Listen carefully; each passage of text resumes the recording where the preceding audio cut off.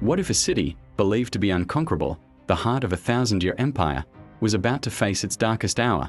This wasn't just any city. This was Constantinople, the jewel of the world, protected by walls that had defied every army for centuries. But outside those legendary defenses, a new power was rising, led by a young sultan with an all-consuming obsession. His name was Mehmed II. Barely 21 years old, he had one dream fueling his every waking moment: to conquer the city his ancestors had failed to take. For the Byzantine Emperor, Constantine XI, ruling from his gilded throne room, the threat felt distant.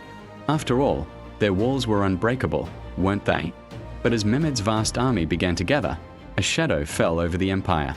The year was 1453, and the final chapter of the Middle Ages was about to be written in blood and fire. The siege began with a sound the world had never heard before. A monstrous cannon, so huge it took 60 oxen to move, unleashed its fury.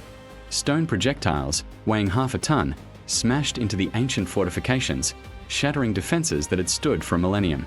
Day after day, the bombardment was relentless. The very ground shook. For the defenders, staring out from the crumbling battlements, a terrifying question hung in the air: could these ancient walls truly hold? But the Byzantines were cunning.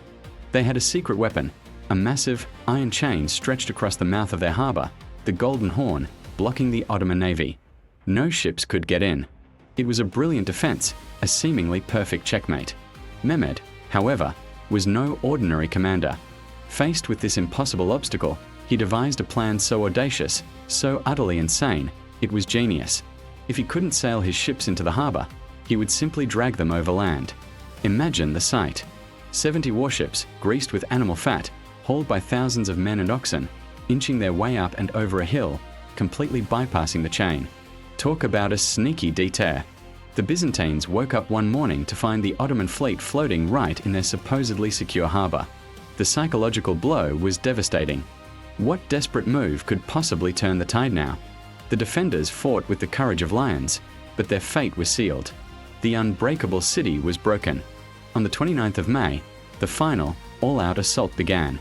Ottoman soldiers surged forward in waves, their battle cries echoing through the smoke-filled air.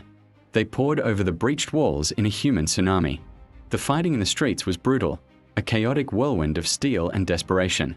Would the city survive one more dawn? As the sun rose, the Ottoman flag was flying over the highest tower.